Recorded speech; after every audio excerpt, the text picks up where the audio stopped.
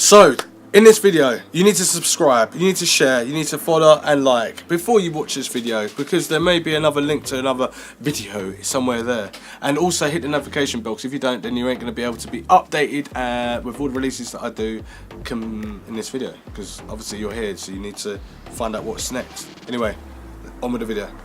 Right, we've got this phone here. Can you guess what it is? I guess from the title you might be able to. This is the OnePlus 6 phone, and we're just basically talking about after all the hype. We went to the actual event when it was launched, so it's all great news at the time when I've done the review. Now all that time has passed, it's basically time to let you know whether it's still worth to buy. And also probably going to talk about the Note 9 as well. I've had this for first day it come out, and I've seen this on the first day it's come out, but I didn't want to do a review all together at the same time. It will just be better. Actually, I think I've talked a little bit about it, but not too much. There is going to be a link in the description down below or in one of the cards that you can go take a look at that video first, because that video explains what the whole launch was about and stuff like that. Plus I met some other people there as well, and it was like getting different angles of what people thought of it and stuff, so yeah. And at the time when I was at that event, I think I had a Galaxy Note 8, and I took one picture from a distance in the actual event, and someone took a picture with this phone in the event before it was actually released and showed the difference of the two qualities. So stick around to obviously hear a bit more about that, but we'll talk more later on in the video. But I'm just going to talk about this phone itself. So this is a 6.28-inch screen. It's got a Snapdragon 845 processor in it, and it's 4K. All this time I thought it was 1920 by 1080 resolution, which is not. It's actually 4K. It has 60 frames per second.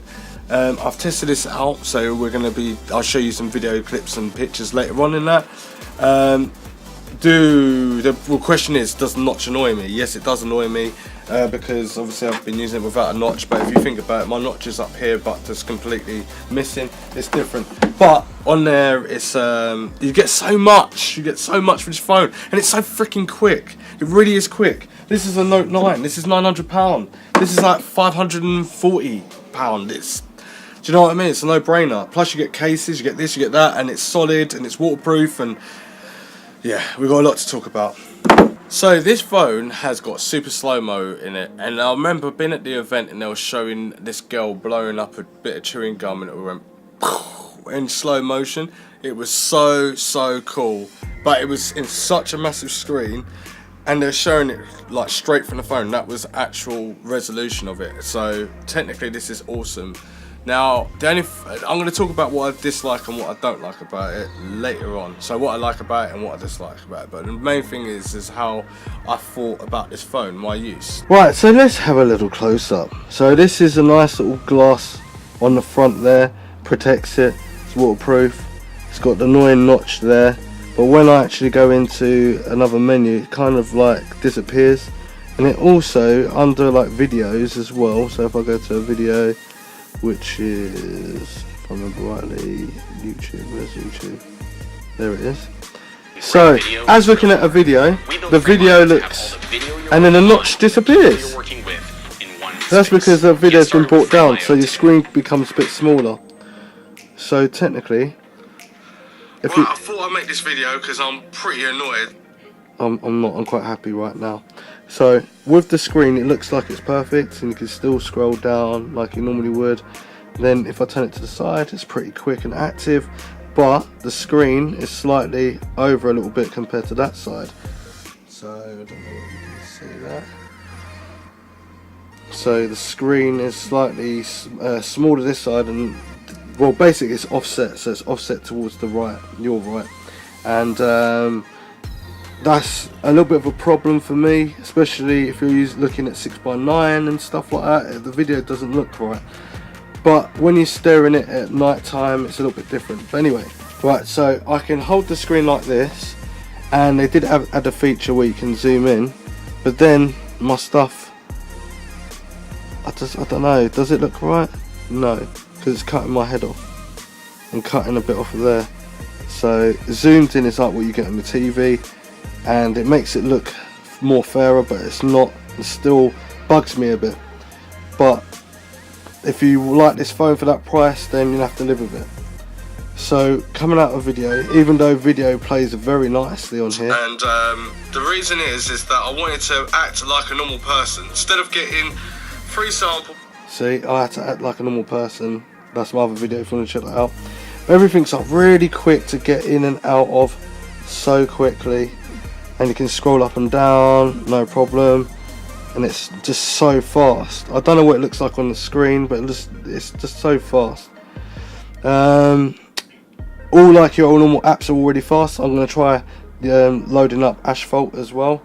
I didn't test the game at first. I got my girlfriend to do it to see what it was like, and she had no lag. The battery lasted for ages. She was annoying me because the battery wouldn't die, and that's the sort of phone that you want, a battery that doesn't die.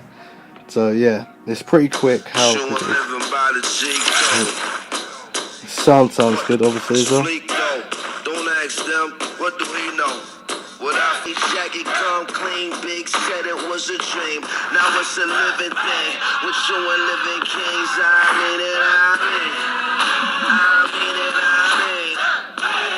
Lonely martyrs, magic carpet, dirty blankets, Coca-Cola, soul controller, holy waters.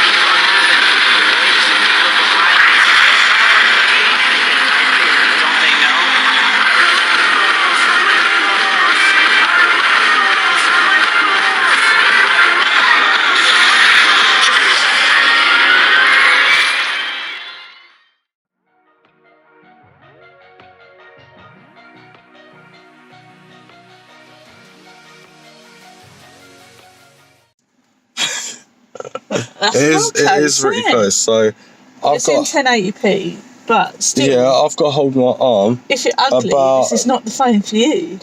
That's lucky I ain't, mate. I don't know, with that beard.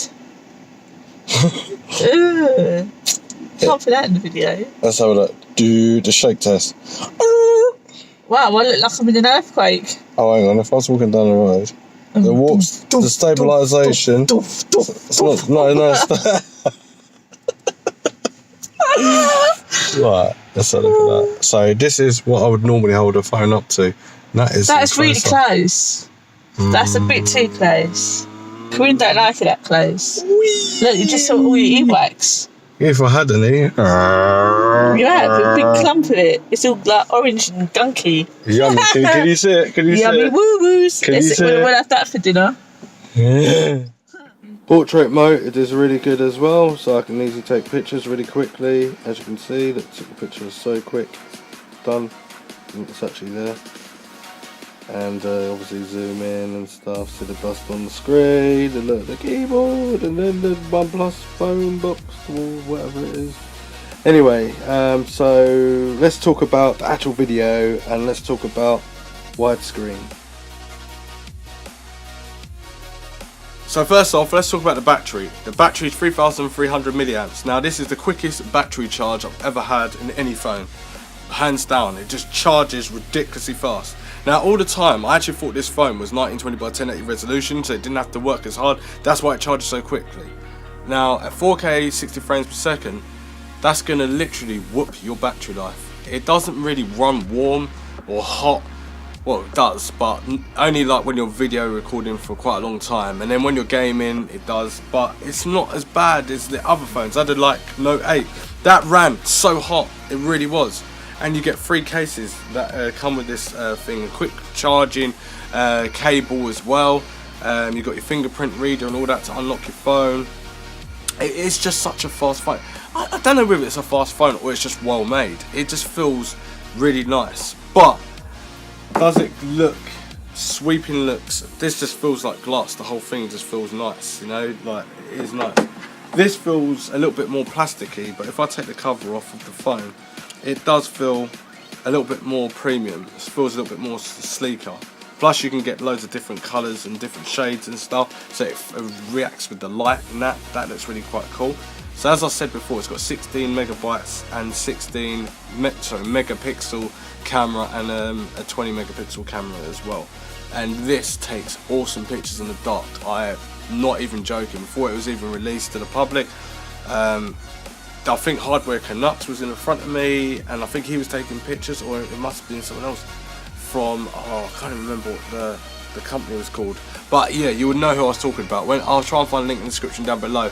But he had the phone right next to me, and we were comparing the Note 8 and this phone, and from a distance of like 30 meters away, and the Note 8 just kept picking up loads of light, but no like detail of the actual person you were taking a picture of, which was the person that was releasing this phone. And this phone picked up the quality, like picture was sick, and the video was even better. And yeah, it's just pretty mad. Now the things I don't like about it, let's just talk about that. Now when I was holding the phone here to do selfie mode, it just brought me up a lot more closer than what this did. So I was wondering why that's happening, because not all phones do that. Nokia did do that, but these phones are better for like selfies and stuff like that. So I think we need to work on that. It might be just a software boost, and might sort that out. It does feel a bit annoying when I'm trying to click on here to open up the phone, but I can't. And also when I'm touching the phone, you can feel these haptic, it just like vibrations through the phone and stuff, and I feel like the battery's gonna actually be rinsed, but it's not. It's actually good. So I don't know this, but the thing is, for the rocker volume's there for the plus and minus, so obviously volume up and down, and obviously the button there and the locking button and where the camera is situated on the back there. It does feel that you can hold it and do one finger gestures with the phone, so it's not too big for my hand to like obviously use it, but I've got medium to large hands, so it's not too bad when it comes down to that. And I like the fact that you can scroll up and down. Everything just feels totally clean and smooth. Google is lightning fast on here. Don't really have any, I don't know, I just use it as a daily driver. I just basically connected everything all together and just used the phone as like I was using it like it was mine, and just doing everything daily on it. And yeah, it was super clean. So all the hype is real, and at that price you can't beat that price. So that puts it in a position where it can beat out quite a lot of phones, to be honest with you. But when it comes to aesthetics, yes, it is okay, but it's not that aesthetically pleasing. This is lovely, this is beautiful, this is nice. But if I went to, we did go to a restaurant as well, really nice restaurant, and I had the Note 9 and my girlfriend was using this phone, and she put it on the table and I put mine on the table. It was an executive meeting, business, food, whatever, and having this phone on there took that away from us. So having this phone on there, it was different. It felt more pleasurable. I know it sounds a bit toffee-nosed and all that sort of stuff, but I was just trying to get the feelings of what it felt like. This felt cheaper, and it felt like that it had to go back in the bag. But for daily drivers and using it, and it is up there. All they need to do is just make this look a little bit nicer and get rid of the notch. It would look so much nicer.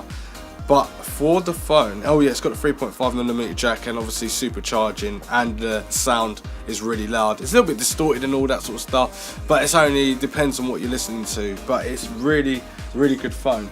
You can't, to be honest with you, I don't think you can actually beat it. And it does have NFC as well. I don't think it's got wireless charging on it, if I remember rightly. It doesn't have wireless charging, and that was a bit of a letdown for 2018. The in-ear buds, I tried them and tested them, so that's pretty decent.